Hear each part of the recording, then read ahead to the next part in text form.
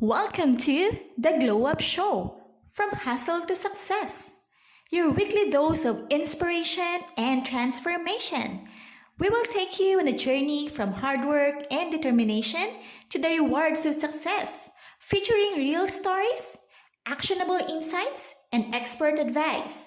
Whether you're an entrepreneur, a professional, or someone looking to level up in life, we're here to fuel your growth, spark your ambition, and help you achieve your fullest potential.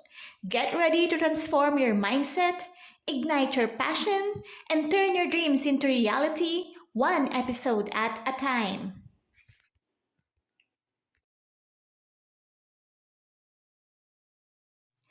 In today's episode, we are excited to share the inspiring story of someone who rose above incredible challenges. This is a journey of a person who grew up in poverty and faced countless obstacles, including the belief that higher education was out of reach due to financial struggles.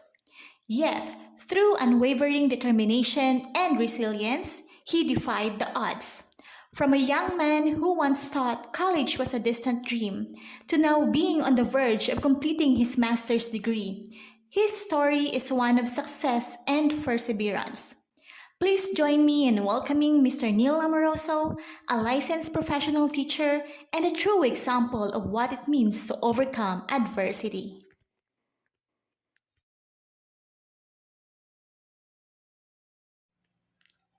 Hello, sir. Thank you so much for allowing me to interview you today and to record our conversation. You're welcome and it's my pleasure. Alright, sige po. Let's begin our kwentuhan for today's episode. Pwede niyo po bang maikwento sa amin ng mga pinagdaanan niyo simula nung kayo bata pa lamang? Lumaki ako sa isang probinsya kung saan ang buhay ay talagang mahirap. Ang tatay ko ay isang karpentero at ang nanay ko naman ay nag-aalaga sa amin sa bahay. 7 kaming magkakapatid, panglima ako kaya't hindi naging madali ang buhay dahil ang tatay ko lang ang nagtatrabaho para sa amin. Naalala ko pa noon ang mga noodles, sinasabawan ng marami, para lang magkasya sa amin. Madalas din kami pumasok sa eskwela ng walang baon.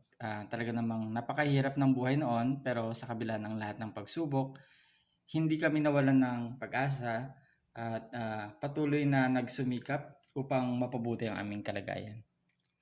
Grabe po pala ang pinagdaanan niyo nung bata pa kayo. During those hard times, ano pong nasa isip ninyo? Oo, grabe talaga.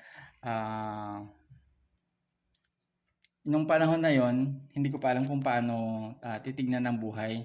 Nasa isip ko lang noon kung paano makaraos sa araw-araw. Minsan iniisip ko na sana magkaroon kami ng mas magaan na buhay at sana ay hindi kami kailangang magtiis. Pero habang tumatagal, natutunan ko din na magtiwala sa sarili ko at magsikap para makakaalis sa ganitong sitwasyon. Pinaka-motivation ko noon is magkaroon kami ng magandang buhay, hindi lang para sa sarili ko, kundi para sa pamilya ko. Sabi ko sa sarili ko, magsusumikap ako, may pag-asa pa rin para sa aming lahat. Nung high school ako, nagtrabaho ako sa isang panaderya bilang tagabalot ng tinapay para lamang may pangbaon. Sa awa ng Diyos, nakapagtapos ako ng high school. Nung college naman, dahil sa kahirapan, halos naisip ko hindi na kayang mag-aral. Pero habang iniisip ko kung anong mangyayari sa akin, hindi ako na mangyayari sa akin na hindi magpapatuloy, mas naisip ko na wala akong ibang option kundi magpatuloy sa pag-aaral. Kaya nagdesisyon ako mag-enroll ng hindi sinasabi sa magulang ko para matulungan ang sarili ko. Nag-apply ako bilang student assistant at doon nakahanap ako ng pagkakataon na makapagtrabaho habang nag-aaral. Kahit mahirap kami, tinanggap ko lahat ng sakripisyo at pagsubok dahil alam kong kailangan ko itong gawin para matupad ang pangarap ko. So, sinabi niyo rin po ba ito sa magulang niyo? Ano po naging reaksyon nila? Yes, eventually sinabi ko din sa kanila at sinuportahan naman nila ako, kaso hirap talaga ang buhay. Kahit nagtatrabaho ako, madalas natutulog lang ako sa classroom. Pinagdidikit ko yung mga bangko dahil kulang lagi ang baon. Madalas pag lunch, kanin lang binibili ko sa karinderya. Tapos naghihingi ako ng sabaw na ulam sa karinderya ko minsan. Ganun kahirap yung buhay ko noon. Grabe po talaga ang pinagdaanan ninyo. Paano po kayo nakapagtapos?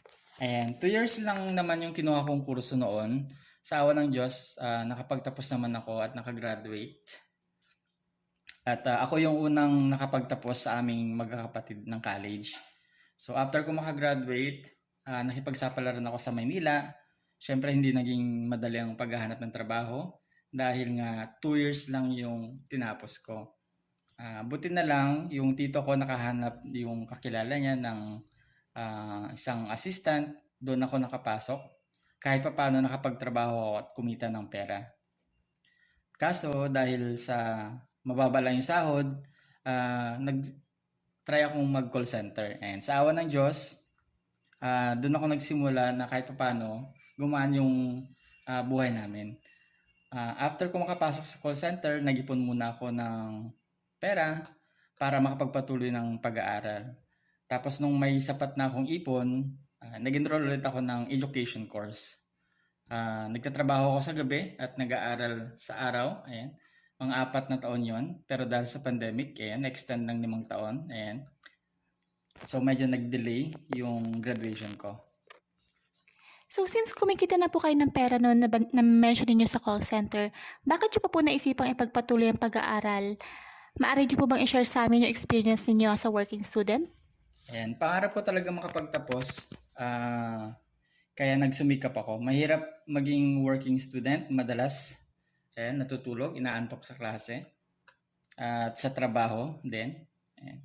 Pero talagang nagsumikap ako para sa pangarap ko. Naniniwala kasi ako kung may gusto, may paraan.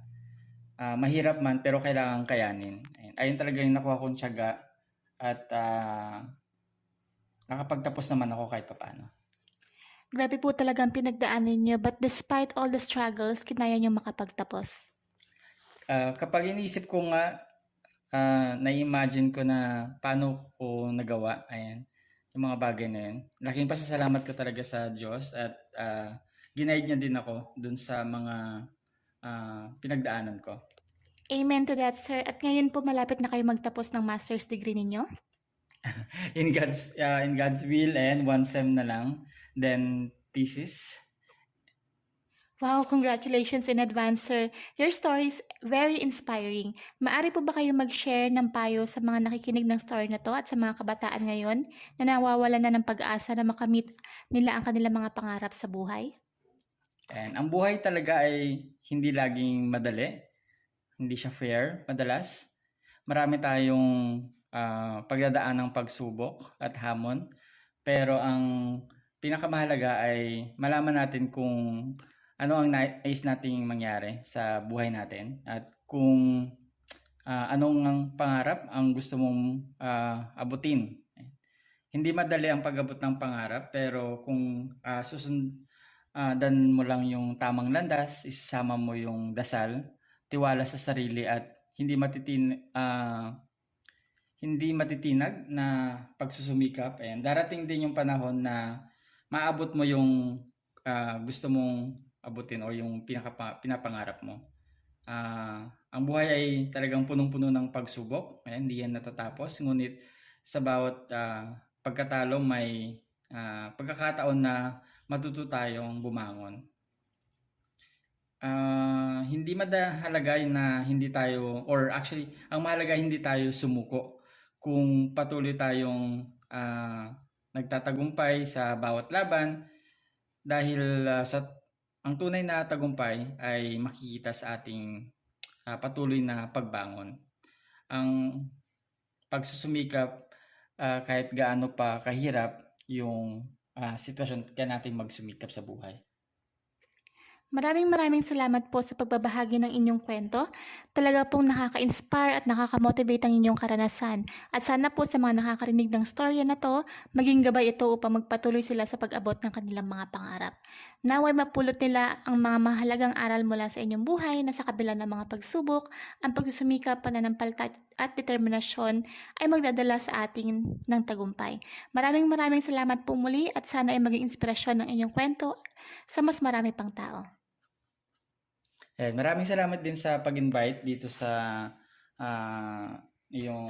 show at yung sa yung programa. Ayan. So isang malaking karangalan sa akin na maibahagi din yung kwentong pinagdaanan or yung aking kwento ng aking buhay.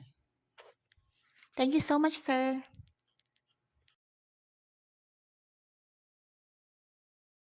And that's it for today's episode. I hope you were truly inspired by the incredible story of Mr. Neil Amoroso. He is a living testament to the power of resilience and determination.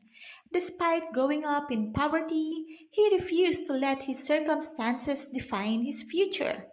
Instead of allowing hardship to become a barrier, he worked tirelessly with unwavering belief to achieve his dreams. His journey shows us that with hard work, faith, and perseverance, no obstacle is insurmountable. Mr. Amoroso's story is a powerful reminder that we all have the strength to overcome challenges and reach the goals we set for ourselves. Thank you for tuning in, and we hope his story motivates you to keep pushing forward in your own journey.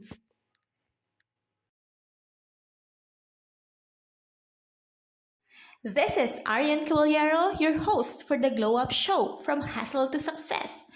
Thank you for joining us today, and we can't wait to bring you more inspiring stories and transformative journeys. Stay tuned for the next episode.